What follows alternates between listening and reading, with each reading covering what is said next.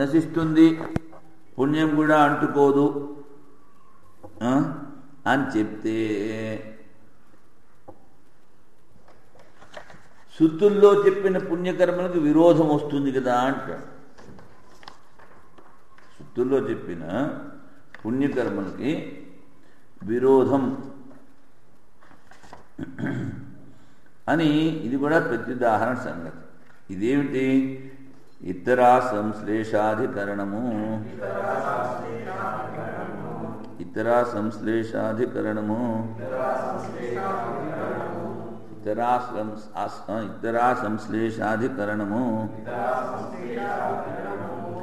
ఇతర అసంశ్లేషాధికరణము అంటే ఏ విధంగా అయితే పాపం అంటుకోదు నశిస్తుంది అని చెప్పామో అదేవిధంగా ఇతర అశ్లేషాధికరణం.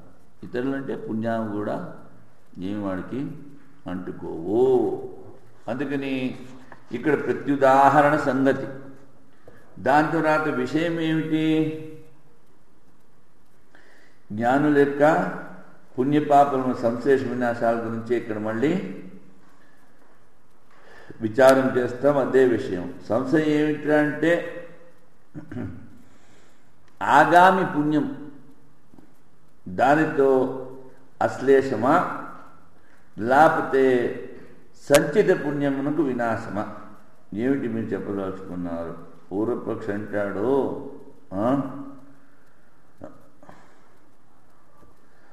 పుణ్యముతో పాటు ఏ విధమైనటువంటి విరోధము లేదు జ్ఞానికి. అందుకని సంచిత పుణ్యము ఆగామి పుణ్యము వాడికి రెండు ఉంటాయి. వాటి అంటే అనుభవించి తీరాలి. వాడు అనుభవించి తీరితే మళ్ళీ మన ముక్తి ఎక్కడ? అందుకని సిద్ధాంతం అంటాడు వస్తు సామర్థ్యం. వస్తు అంటే ఆత్మ వస్తు. ఈ ఆత్మ ప్రభావము వల్ల పుణ్యపాపములు వాడికి సమానము నాయన. పుణ్యపాపములు వాడికి సమానం. తరువాత జ్ఞానికి ఏ విధంగా అయితే సంచితము ఆగామి పాపము నశిస్తోందో అదేవిధంగా ఆగామి సంచిత పుణ్యములు కూడా అశ్లేష వినాశవు. పుణ్యం కూడా ఆగామి పుణ్యము అంటుకోదు, సంచిత పుణ్యము నశిస్తుంది. జీవన్ పునర్జన్మ ఉంటే మళ్ళీ అది భోగానికి కారణమవుతుంది. అందుకని పుణ్యము కూడా పాపముతో సమానమే. అకర్తృత్వము అన్నప్పుడు వాళ్ళలో నేను ఈ పని చేస్తున్నాను, నాకు ఈ పుణ్యం కావాలి అనేటువంటి భావం కూడా ఉండదు కదా. ఎందుకంటే నేను కర్తను కాదు అనుకుంటున్నాడు. అప్పుడు పుణ్యపాపంలో ఎక్కడా?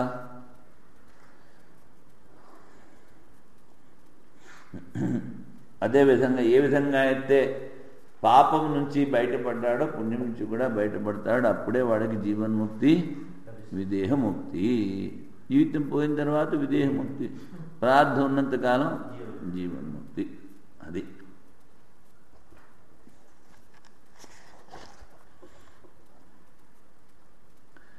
పుణ్యేన లిప్యతే నవ లిప్యతే సుతత్వత. వీడంటాడు జ్ఞానికి పుణ్యలేపం ఉందా లేదా? పుణ్యలేపం ఉంది, అలాగే నేను వినొచ్చానంటాడు. నహి శ్రౌతేన పుణ్యేన శ్రౌతం జ్ఞానం విరుధ్యతే. ఇప్పుడు శృతిలో చెప్పినటువంటి పుణ్యానికి శృతిలో చెప్పిన జ్ఞానానికి విరుద్ధం ఉండకూడదు. ఇది ఎక్కడ చదివారా అంటే వాడు ఎందుకంటే శృతిలో అన్ని పుణ్యకర్మలు చేయమని చెప్పారు కదా. అది కర్మలు తీసుకొచ్చి ఇక్కడ జ్ఞానానికి లంకిపడతాడు వాడు. అలేపో వస్తు సామర్థ్యాత్ సమాన పుణ్యపాపయో. పుణ్యపాపలు వాడికి సమానం. వస్తు సామర్థ్యా. వస్తు అంటే ఏంటి? ఆత్మ వస్తు. ఈ ఆత్మ ప్రభావం వల్లనే దాన్ని అనుభవించగానే వాడికి పుణ్యపాపం ఉండవు. శృతం పుణ్యం పాపతయా తరణం చ సమం శృతం. నువ్వు పుణ్యం అని విన్నావే, దాన్ని కూడా వాడు పాపమే అనుకుంటాడు కదా. అందుకని తరణంచ సమం శృతం, ఈ రెండింటి నుంచి బయటపడడం అది సమానం. ఎందుకంటే వాళ్ళు స్వాభావికంగా వాళ్ళ స్వభావం లోక సంగ్రహం కానీ ఇతరులకి మంచి చేయడం కానీ లేకపోతే ఇలాంటి ఉపదేశం చేయడం కానీ they don't expect anything from anybody. నేను వీడికి ఉపకారం చేశాను కనుక వీడు నాకేదో చెయ్యాలి అనేటువంటి ఉద్దేశం వాడుతూ ఉండదు. అందుకని వాళ్ళకి పుణ్యం కూడా పాపంతోనే సమానము. తరువాత పెద్ద పెద్ద మహాత్ముల జీవితాల్లో మనం చూసాం. త్రైలింగ స్వామి, తరువాత భాస్కరానందన్ ఒక ఆయన ఉండేవారు కాశీలో, పెద్ద జ్ఞానం. వాళ్ళకి దేంతోనూ సంబంధం లేదు. త్రైలింగ స్వామి ఎవరైనా ఇస్తే తినేవారు, అది కూడా నోట్లో పట్టాలి. ఆయన విజయనగరం 280 ఏళ్ళు బతికాడు.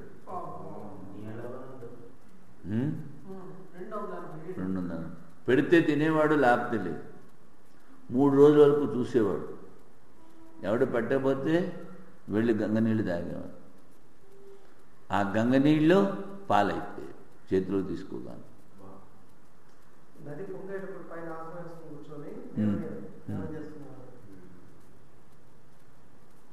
తర్వాత అప్పట్లో ఆయన బట్టలు లేకుండా ఉండేవాడు. బట్టలు లేకుండా ఉంటే ముస్లింల రాజ్యం, అందుకని వాడు ఆయన పట్టుకుని జైల్లో వేసేవారు.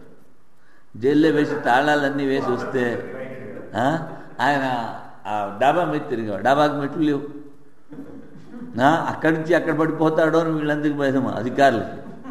అందుకని నిత్యం వేసుకుని బాబు నువ్వు అక్కడే ఉండరా బాబు అని వాడిని బతిమాలుకుని మళ్ళీ వెళ్ళి ఎక్కి వాడిని ఎలా దించి మళ్ళీ లోపల పెడితే మళ్ళీ పైకి వెళ్ళిపోతుండు. ఇంక మన వల్ల కాదని వదిలిపెట్టేశారు ఆఖరు. ఎందుకంటే అణిమ గరిమ లఘిమ ఇలాంటివన్నీ ఆ జ్ఞానులకు ఉంటాయి. ఆంజనేయ స్వామి అంత చిన్న రూపం ఎలా ధరించాడు? అణిమ. అదే విధంగా భీమరూపధరి అసుర సంహార, భయంకరము చాలా పెద్ద రూపాన్ని ధరించి ఆ రాక్షసులందరినీ చితబాదాడు. మసీదుత రాక్షసు. అవును, పరమహంస వారు కలిశారు. పరమహంస వారికి ఏమన్నా ఇవ్వాలనుకున్నాడు ఆయన. ఈయన కూడా పెద్ద యోగి కదా, ఏమన్నా ఇవ్వాలనుకుని ఆ ముక్కుడి డబ్బా ఖాళీ చేసి ఇచ్చాడు ఆయన. త్రైలింగస్వామి దాంట్లో ఈయన సింధూరం వేసుకునేవాడు.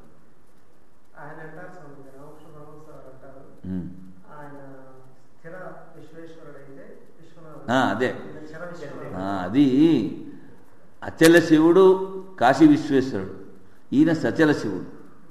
ఆ విధంగా చాలా ఉంది ఆయన జీవిత చరిత్ర, చాలా ఉంది.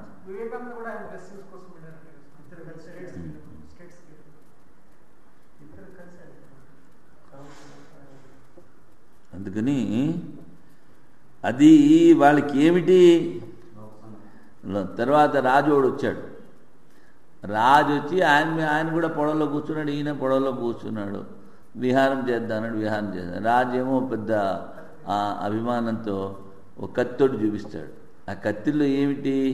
దేశ విదేశాల్లో ఉన్న మణులన్నీ దాంట్లో మర్చిపడి ఉన్నాయి, పొదుగున్నాయి. అది చూపిస్తాడు. ఇలా చేసి తప్పిమైన గంగలో పడేస్తాడు. గంగలో పడేస్తే వాడు బిక్కమొహం వేసుకుంటాడు.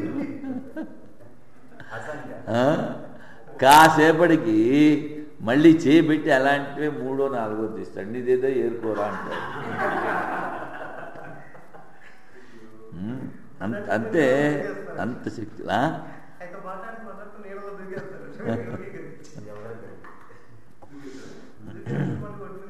అందుకని ఈ జ్ఞానులకి నేను విన్నది ఏంటంటే, ఇంకొక స్వామీజీ ఉండేవారు, ఆయనకి పొట్ట మీద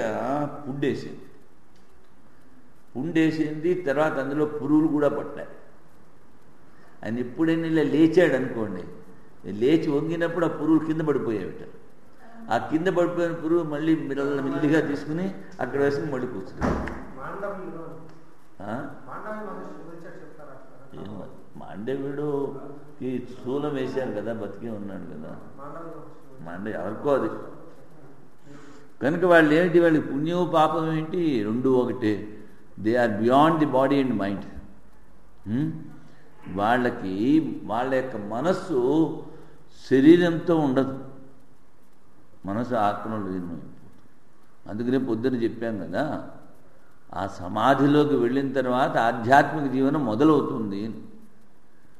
అక్కడి నుంచి వాడు స్టెప్ బై స్టెప్, మొట్టమొదటి ఒకరోజు సమాధి ఉంటే రెండు రోజులు కూర్చుంటాడు, 3 రోజులు కూర్చుంటాడు, 4 రోజులు కూర్చుంటాడు, 5 రోజులు కూర్చుంటాడు.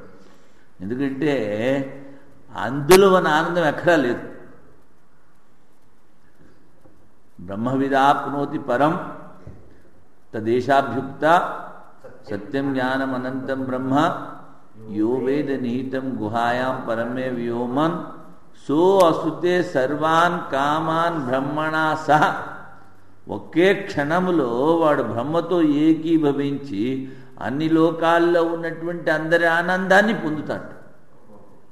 మరి ఆనందానికి ఎందుకు వెనక్కి వస్తాడు వాడు? అది అందుకని పుణ్యాలు కూడా లోక సంగ్రహానికి రావచ్చు, అది వేరే సంగతి.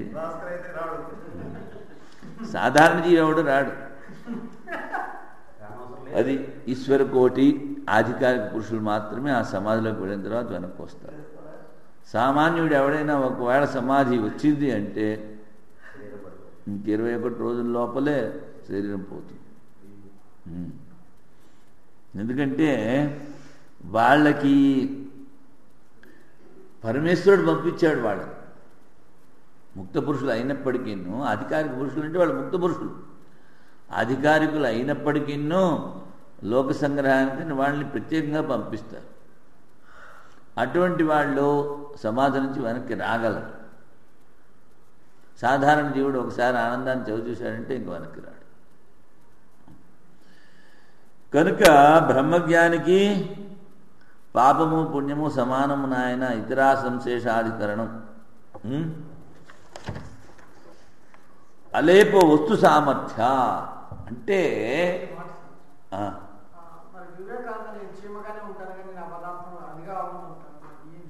ఏంటి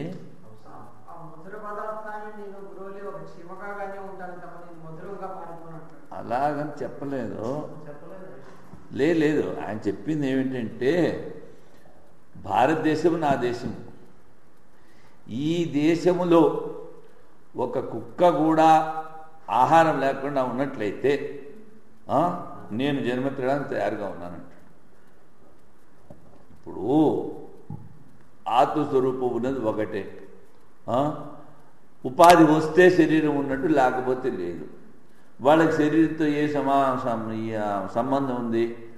ఆయన అందరినీ బయట పొమ్మనమన్నాడు, చెప్పాడు కదా. మొదటి నుంచి చెప్పేవాడు, I will never see my 40s, నేను నా 47 ఎప్పుడు చూడను అని ముందే చెప్పేసేవాడు.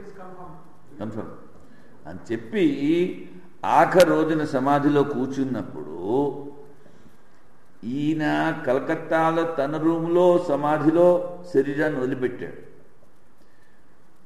శశి మహారాజ్ ఎక్కడున్నారో, రామకృష్ణానంద మద్రాసులో ఉన్నాడు. ఆయనకి వెళ్ళి చెప్తాడు, Shashi I spot out the body అంటాడు. నేను తుమ్ములాగా ఊది పారేశాను అంటాడు శరీరాన్ని. మరి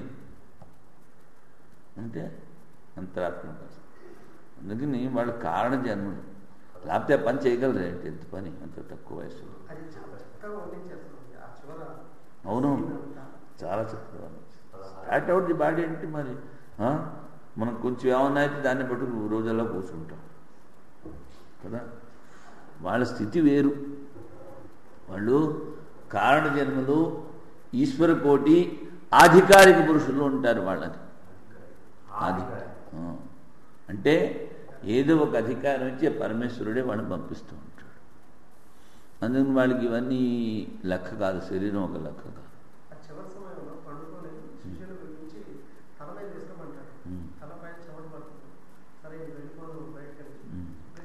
కూర్చుని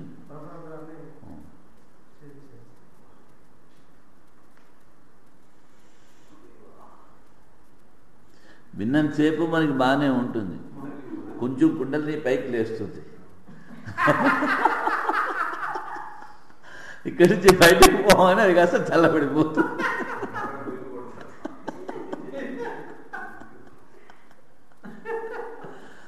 అంటే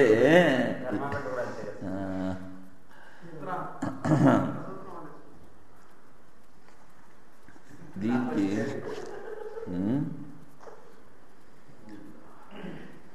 మాభూత్ పాపలేప, వాడంటాడు పాపలేపం లేకపోతే పోయింది, పుణ్యలేపం ఉండి తీరాలి కదా అంటాడు.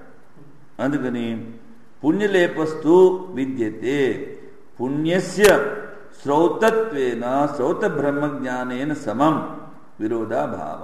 పుణ్యము శృతుల్లో చెప్పారు, అందుకని ఈ బ్రహ్మజ్ఞానంతో ఈ బ్రహ్మజ్ఞానం కూడా శృతుల్లోనే చెప్పారు కనుక రెండు సమానం, రెండిటికి విరోధం ఉండకూడదు అంటాడు. అందుకని ఏమిటి ఇది ప్రాప్తే బ్రహ్మ. వాడనేది ఏమిటి? పుణ్యాలంటే స్వర్గకామో యజేత, వృష్టికామో కార్యరియాగని వృష్టికామో యజేత, తర్వాత పుత్రకామేష్యాగని పుత్రకామో యజేత, ఇలాంటివన్నీ చెప్పారే అవి పుణ్యాలు కదా. పుణ్యాలు శృతుల్లో చెప్పారు, బ్రహ్మజ్ఞానం కూడా శృతుల్లో చెప్పారు.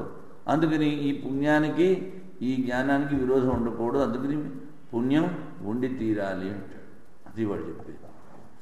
అంటే ప్రాప్తే బ్రూమ అకట్టాత్మవస్తు సామర్థ్యాత్ పాపవత్ పుణ్యేనాపి నలిప్యతే. ఎందుకని? అకర్త ఆత్మస్వరూపత్వాత్. నేను కర్తని కాదు అనుకోవట్లేదు వాడు, ఆత్మ అసంగం, దాంతోపాటు ఒకటై ఉన్నాడు. అంటే ఏమిటి? అకర్తృ ఆత్మస్వరూపత్వ. కర్తగా అన్నటువంటి అసంగమైనటువంటి ఆ ఆత్మస్వరూపంతో ఉన్నాడు కనుక సామర్థ్యాత్ పాపవత్ పుణ్యేనాపి నలిప్యతే. పాపంలాగా పుణ్యం కూడా వాణ్ణి అంటుకోదు. సగుణ జ్ఞానినస్తు ఉపాసన వ్యతిరిక్తం కామ్యం పుణ్యం పాపవద్ అధమ జన్మ హేతుత్వాత్ పాప సమమేవేతి మత్వా. కానీ ఎవరైతే సగుణ బ్రహ్మజ్ఞానులో అంటే సగుణోపాసకులో వాళ్ళకి ఉపాసన వ్యతిరిక్తం, ఉపాసన కన్నా అతిరిక్తమైనటువంటి కామ్యం, కామ్యకర్మ, ఇది చేస్తున్నాను నాకు ఈ పాపం ఈ పుణ్యం కావాలి అని. అందుకనే కామ్యము, నిషిద్ధము, ప్రాయశ్చిత్తము ఇవన్నీ కర్మలు. వాడేమిటి? అలేపం కాకుండా నా కామ్య కర్మలతో చేసుకుంటానంటాడు. అందుకనే వాడు ఏమిటన్నాడు? సగుణ బ్రహ్మోపాసన కన్నా అతిరిక్తుడు కామ్యకర్మను ఎవడైతే చేస్తూ ఉంటాడో పుణ్యం పాపవద్ అధమ జన్మ హేతుత్వాత్, ఆ పుణ్యం కూడా పాపంలాగే అధమ జన్మాన్ని ఇస్తుంది. పాప సమమేవేతి మత్వా పాపత్వేన ఏవ దహర విద్యా వాక్యశేషే శృతి పరామర్శతి. అందుకని సగుణోపాసకుడు కానీ నిర్గుణోపాసకుడు కానీ ఈ పుణ్యం కూడా పాప సమమే అని చెప్పారు. ఎక్కడ? దహర విద్యలో చాందోగ్యోపనిషత్తులో సర్వం పాపనో అతో నివర్తంతే. సర్వం అంటే పుణ్యపాపం రెండు. సర్వం పాపనం అంటే పుణ్యము పాపమే, పాపము పాపమే అని నివర్తంతే. ఇది అస్య అయమత సుకృతం దుష్కృతం తత్ఫలం చ పూర్వవాక్యే యద్యద్ అనుక్రాంతం సుకృతం కానీ దుష్కృతం కానీ, పుణ్యం కానీ పాపం కానీ. ఇంతకు ముందు వాక్యంలో ఏదైతే చెప్పారో అది ముందుకు వచ్చినప్పుడు తే సర్వే పాపనో అస్మాద్ ఉపాసక నివర్తంతే. ఈ ఉపాసకుల నుంచి పుణ్యపాపాలు రెండు కూడా వెళ్ళిపోతాయి, వానికి ఏం అంటుకోదు. ఉభే ఉహే వయసు ఏతే తరతి. ఉభే అంటే పుణ్యపాపం రెండు కూడా వాడు దాటేస్తాడు. పుణ్యపాపయోరుభయోర్ జ్ఞానినాం తరణం సమమేవ బ్రూతే. శృతే చెప్తోంది నాయన, నేను చెప్పట్లేదు, ఇవన్నీ శృతులు చెప్తున్నాయి. అందుకని తస్మాత్ పాపవత్ పుణ్యేనాపి నలిప్యతే. జ్ఞానికి పాపంలాగా పుణ్యం కూడా అంటుకోదు. దీనికి సూత్రం ఇతర సంశ్లేషాధికరణం కదా. ఇతరస్యాపి ఏవం అశ్లేషః పాతేతు.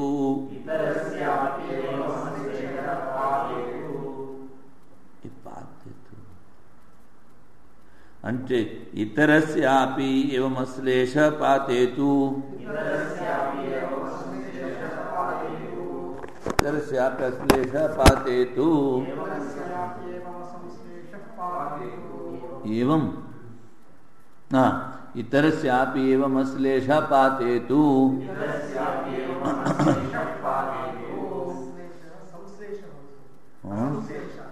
अच्छा इतरस्यापि एवं असंश्लेष. इतरस्यापि एवं असंश्लेष पातेतु.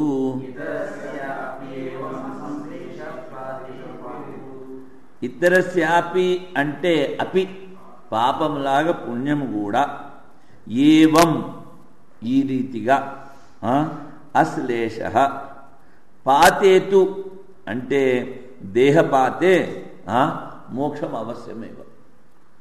ఇప్పుడు పుణ్యం ఉన్నా అనుభవించాలి, పాపం ఉన్నా అనుభవించాలి.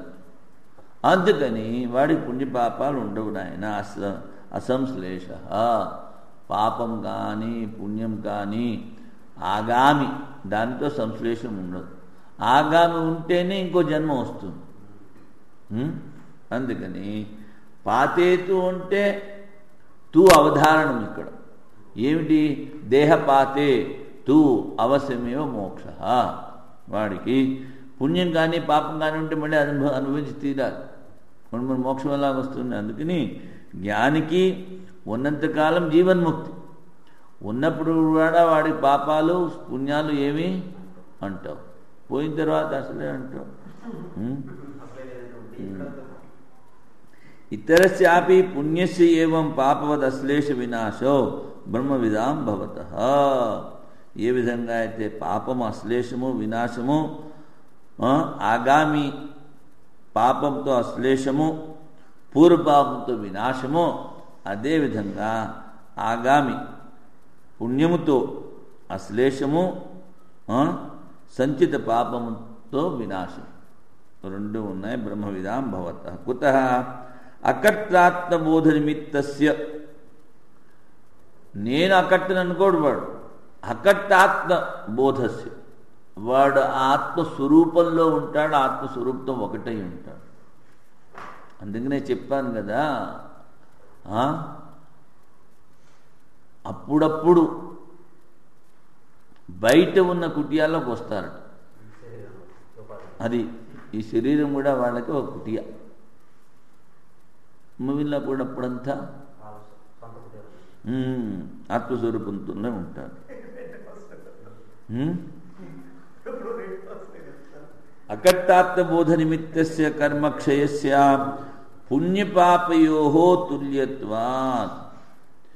ఈ అకర్తరూపమైనటువంటి ఆత్మబోధ ఉన్నవాడి పుణ్యపాపముల నుండి ఒకటే. క్షయంతే చాస్య కర్మాణి ఉభే హేవైత ఏతే తరతి. ఉభే ఊహైవ్య ఏవ తరతి. ఈ రెండింటిని కూడా పాపవత్ పుణ్యస్యాపి ప్రణాశ వ్యపదేశాచ్య. పాపంలాగే పుణ్యం కూడా ప్రకర్షేణ నాశ. ప్రణాశ అంటే నష్టం అవుతుందని. ఎత్రాపి కేవలం పాపస్య ప్రణాశ శ్రూయతే కొన్ని చోట్ల పాపమే నష్టమవుతుందని చెప్పారో తేనేవ పుణ్యమపి ఆకలితం బోధ్యం, దాంతోపాటు పుణ్యం కూడా చేర్చారని. తస్య జ్ఞానఫలాపేక్షయా నికృష్ట ఫలత్వా, ఆ పుణ్యం ఉందే జ్ఞానానికి మోక్షము ఏదైతే ఫలమో బ్రహ్మతో సమానమై అన్ని లోకాల్లో అందరిలో ఉన్నటువంటి ఆనందాన్ని అనుభవించేటువంటి వాడు ఈ పుణ్యం ఊరికనే ఇక్కడ స్వర్గం వెళ్ళి అనుభవిస్తాను ఇలాగలాగ అనుకుంటాడు వాడు. అందుకని ఆ ఆత్మజ్ఞానము దా ఆనందంతో పోల్చి చూస్తే చాలా నికృష్టం. ఏమిటి? పుణ్యం. అందుకని దేహపాతే అవశ్యం భావిని ముక్తి, వాడు శరీరానికి అలాగ వదిలేస్తే విదేహ ముక్తి. తస్య ప్రాణ ఇహవ ప్రలీయంతే నతస్య ప్రాణ ఉత్క్రామ. ప్రాణ అంటే ఇంద్రియాలు, ఆ మనస్సు ఏ సూక్ష్మభూతాలతో చేయబడ్డాయో ఆ సూక్ష్మభూతాలతో ఇక్కడే లీనమైపోతాయి.